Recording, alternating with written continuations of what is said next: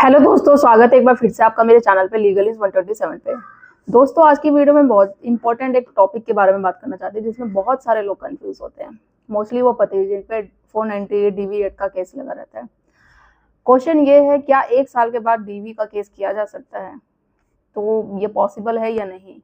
अगर नहीं है तो वो खत्म हो सकता है या नहीं हो सकता है? एक ऐसा ही इसी वीडियो में इसी टॉपिक पे बात करूंगी। आपके सारे क्वेश्चन जो होते हैं, बहुत सारे ऐसे पतियों के क्वेश्चन होते हैं जिन पे डीवी एक्ट का केस लगाया जाता है।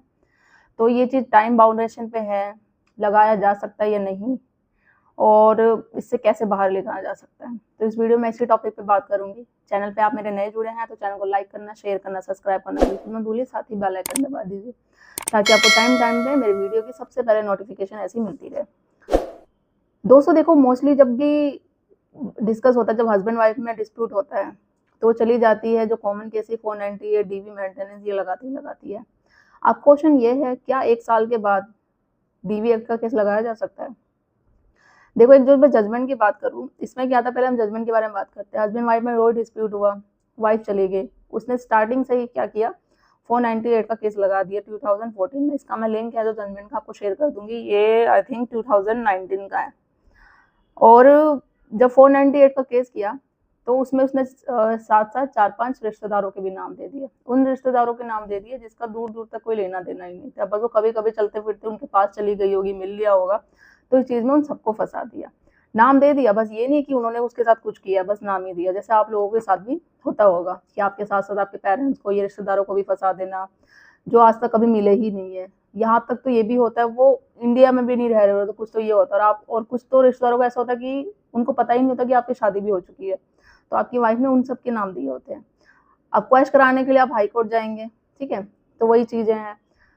अब इसमें भी इसने क्या किया, कोई एलिगेशन तो लगाए नहीं, और बिना सबूत के, सबूत जब मांग हुई तो सबूत है ही नहीं, उसके बाद बस नाम और आपके साथ आपके रिश्तेदारों के नाम दे दिए। अब क्वेश कराने के लिए सिंपल सी बात है, वो हाई कोर्ट गया, नाम तो क्वेश हो गया। अब क्या हुआ, जब 2014 से उसने 490 का केस किया था, चलता आ रहा था, उसके बाद क्या किया, 2015 में, ठीक है, उसने डीवी का केस लगा दिया।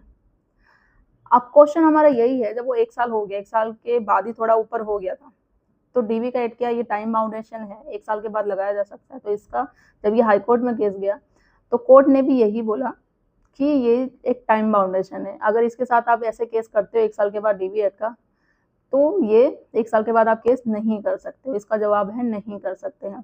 बस आपको क्या करना है, जल्दी से जल्दी जितना हो सकता है ना, डीवी एक्ट का केस है ना, जल्दी से डिसमिस हो जाता है। और इस केस में तो वैसा ही था कि उसके पास कोई प्रूफ था नहीं। नॉर्मली जो वाइफ के पास होता है वो एलिगेशन तो लगा देती है, मनगढ़ंत कहानियां बनाती रहती है, जो अपनी बातें हो सब कुछ गिनना, जितना झूठ बोलना है, जितना झूठ बोलना है वो सब चीजें उसमें लिखवाना है कंप्लेन में। कोई सबूत मांगे जाए तो सबूत है नहीं, बस नहीं मुझे मारा है, पीटा है, बाहर से निकाल दिया है, मेरे साथ डोमेस्टिक वायलेंस हुआ है, घरेलू हिंसा हुई है, इस तरीके से। कोर्ट ने भी वही देखा कि सिर्फ आरोप लगा रही है, जो रिश्तेदारों को नाम दे रखी है वो बस नाम दे रखी है, उस पर कोई एलिगेशन उन पे लगाया नहीं है कि इन लोगों ने मुझे ये सब मेरे साथ घरेलू हिंसा की है, ठीक है। और 1 साल के बाद किया, जो कि टाइम बाउंडेशन होता है डीवीएफ का, वो ऑलरेडी ही खत्म हो चुका था, तो वो मानना वैसे भी नहीं जा सकता था, ठीक है। तो वो केस ऑटोमेटिक है, क्या मतलब आपको करना पड़ेगा, जल्दी ही डिसमिस हो जाएगा। और जब आपने डीवीएफ का केस डिसमिस कर दिया ना, तो आपका 498 मेंटेनेंस है वो भी हो जाएगा, उसमें भी आपको डिसमिस करने के लिए ज़्यादा मेहनत नहीं करनी पड़ेगी। तो ये चीज़ें हैं, ध्यान ध्यान से आपको देखना पड़ेगा, क्योंकि मोस्टली जो है वाइफ एक होता है, लोग ये दिमाग में क्वेश्चन होता है क्या इनका टाइम बाउंडेशन होता है, टाइम ड्यूरेशन होता है, जो ये डीवीएफ का केस किया जाता है तो होता है डीवीएफ में 1 साल के बाद नहीं कर सकते, और कोर्ट भी एग्री करता है। जो ये मैंने जिस जजमेंट की बात कर रही हूँ ना, अगर आपके साथ भी सेम सिचुएशन है तो इस जजमेंट का आप लिंक दे और डिस्क्रिप्शन लगा के अपने केस में हेल्प ले सकते हैं। और इससे पहले भी जो काफ़ी सारी जजमेंट, एक 2017 में भी आ रखी है, 2012 में पंजाब के हैं, ठीक है, आप फाइंड आउट करना, ऐसे आपको मिल जाएंगे बहुत सारी जजमेंट, जो उसने खुद भी ये सुप्रीम कोर्ट, हाई कोर्ट का भी हवाला देते हुए, बाकी जजमेंटों का भी रेफरेंस देते हुए बताया था कि टाइम बाउंडेशन होता है, उसके बाद अगर केस किया जाता है तो वो नहीं होता वैलिड। और जब जब कोई सबूत ना हो, क्योंकि आपको पता है वाइफ सिर्फ बोलती है, कहानियां बनाती है, सबूत की बात करो तो सबूत नहीं मिलता उनके पास कि भाई घरेलू हिंसा हुई है, बट डोमेस्टिक वाले चोट मार पिटाई करी है, तो मार पिटाई के निशान कहाँ है, डॉक्टर के पास गए होंगे, मेडिकल प्रूफ होगा, कुछ तो होगा, किसने आपसे दहेज की डिमांड करी है, क्या मांगा है दहेज में आपसे, किसने मारा है, सास ने मारा, पति ने मारा, या किस रिश्तेदार ने मांगा, कुछ नहीं। बस वो कहानियां लिखती जाती है, और साथ में जो उसका एडवोकेट होता है वो और ज्यादा कहानियां बनाता रहता है, दोनों मिलके मनगढ़ंत कहानियां बनाते रहते हैं। ठीक है, ये आरोप लगा दो, वो आरोप लगा दो, क्योंकि जो तुम बोलोगे उसके हिसाब से तुम्हारा पति। मेन ये था, कोर्ट को ये तो समझ में आ गया था, सिर्फ उसको सबक सिखाने के लिए, उससे बदला लेने के लिए पत्नी ने ये केस कर रखे हैं, फोन एंड डेटा कर रखा है। और ज्यादा कैसे परेशान हो, किस तरीके से उसको परेशान पूरा करा जाए, तो भाई डीवीएड का केस और डाल दिया जाए कि जेल तो वो जाएगा जाएगा। अभी तो 1 साल हो गया कि 498 में ना वो जेल गया, ना उसके घर वाले जेल गए, ना रिश्तेदार गए। अब किस तरीके से और परेशान किया जाए, कैसे और सबक सीखा जाए, कैसे आराम से वो रह रहा है, क्यों किसी कोर्ट ने उसको एक्शन नहीं लिया, क्यों जेल में नहीं गया वो अभी तक। तो चलो घरेलू हिंसा का केस कर देते हैं, डोमेस्टिक वायलेंस का, हो सकता है उसमें चला जाए वो, उसके घर वाले चले जाए। तो ये कोर्ट को भी साफ दिख रहा था, सिर्फ बदले लेने की भावना में, सबक सिखाने के चक्कर में ये केस वाइफ ने किया है, क्योंकि जब सबूत मांगा गया कोई उसके पास सबूत नहीं थे। मोस्टली क्या करती है वाइफ, जब सबूत की बात होती है, अभी आज के डेट में तो हो गया अवेयर, क्यों कोर्ट जाती रहती, पता चलता रहता है, तो उनको लगता है कि भाई सबूत चाहिए, बिना सबूत के अब कोई कोर्ट नहीं सुनता है। तो वो आके, अब जिनको लगेगा ना कि हाँ भाई अब हम केस हारने वाले हैं, अब हमारे पास कोई सबूत नहीं है, वो आपसे आके बोलेगी कि मुझे वापस घर जाना है, मुझसे गलती हो गई, माफी दे दो। तो उस सिचुएशन में आपको क्या करना है, मैं हमेशा बताती हूँ, लिखवा लो आप कि भाई एफिडेविट होता है पूरा कोर्ट की तरफ से, सारे केस डिसमिस कर, खत्म कर, ठीक है, गलती का रियलाइज है, सारे केस डिसमिस कर, और मान कि तुमने केस झूठे सारे किए थे, तो ले जाने को रेडी हूँ। अगर उसे अपने सच में गलती का एहसास होगा वो करेगी। और जैसे मैं हमेशा बोलती हूँ, नहीं है, उसको सिर्फ एक एविडेंस चाहिए, सबूत बनाने, कोर्ट में पेश करना है, आपको सबक सिखाना आपके घर वालों को, तो वो एक उसका गेम होगा, एक षड्यंत्र होगा। वो वापस जाएगी आपके साथ, एक वीडियो बनाएगी, सबूत बनाएगी, किसी भी तरीके से कोर्ट में पेश करेगी कोई ना कोई बहाने से, ठीक है। तो वो जब उसकी ये चाल होगी, तो आप जब बोलोगे ना रिटर्न में लिख के दे सारे केस डिसमिस के, सब ये सारी चीजें, तो वो बिल्कुल नहीं करेगी। वो बोलेगी, साफ मना कर देगी, क्लियर कि नहीं मैं नहीं करूंगी, मैं पहले जाऊंगी, देखूंगी, क्या पता तुम लोग फिर मुझे परेशान करो, मारपीट करो, ऐसा कोर्ट में गएगी जानबूझ के, क्यों दिखाने के लिए कि हाँ मेरे साथ सच में अत्याचार होता है। तो उस तरीके से वो मना कर देगी। तो ऐसे सिचुएशन में मैं हमेशा बोलती हूँ, आपको साफ मना कर देना है, बिल्कुल नहीं करना है।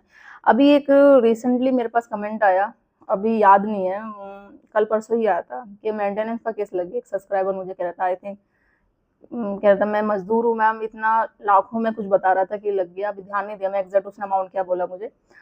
तो मुझे क्या करना चाहिए, मैं बहुत परेशान हो रहा हूँ ये सिचुएशन में। देखो, आपको परेशान होने की जरूरत नहीं, जब आपको पता है आपकी इनकम इतनी नहीं है और मेंटेनेंस किस हिसाब से कोर्ट ने लगाया है, तो इसके लिए आपको फाइट करना पड़ेगा। अपने एडवोकेट को बोलो कि सही तरीके से केस हायर करे, आपकी इनकम कोर्ट ऐसे नहीं लगा सकती है।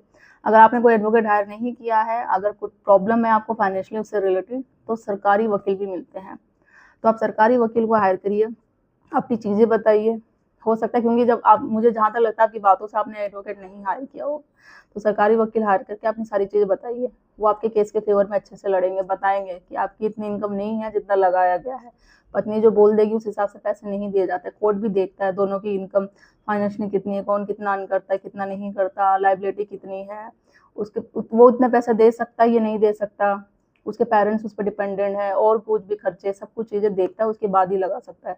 तो एक सरकारी वकील आप हायर करो, कुछ प्रॉब्लम है तो उस वजह से करो। ये टेंशन लेने से, करने से, मैं क्या होगा, मैं क्या करूँ, मैं दे पाऊंगा नहीं दे पाऊंगा, मैं गलत कुछ कदम उठा लूंगा, तो इस तरीके से कुछ करने से ना, नेगेटिविटी सोचोगे ना, तो इससे कुछ हासिल नहीं होगा, सिर्फ नुकसान आपका ही होगा। बी पॉजिटिव होके हैप्पी माइंड से लड़ो केस को। आपको पता है आप सही हो, तो जीत हमेशा सच्चाई की होती है, और वो आपको लड़ना है। जब पता है आपकी पत्नी गलत है ना और आप सही हो, पैसे क्यों देने हैं, जब है ही नहीं आपके पास, सिंपल सी बात है, आप मना कर रहे हो तो क्यों देने पैसे, और है भी तो क्यों दे भाई, गलती तो आपकी है ही नहीं। पत्नी साथ में रहे, पैसे देने को, मेंटेन करने को मैं रेडी हूँ, बट रीजन बिना किसी कारण छोड़ के गई है, तो फिर मैं पैसे क्यों दूँ।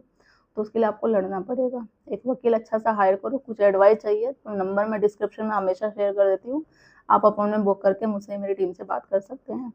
तो मेरी वीडियो को ज़्यादा से ज़्यादा लोग तक शेयर करिए, चैनल को सब्सक्राइब करना बिल्कुल मत भूलिए। जल्दी मिलती हूँ मैं एक ऐसी इन्फॉर्मेटिव वीडियो के साथ, तब तक के लिए थैंक यू।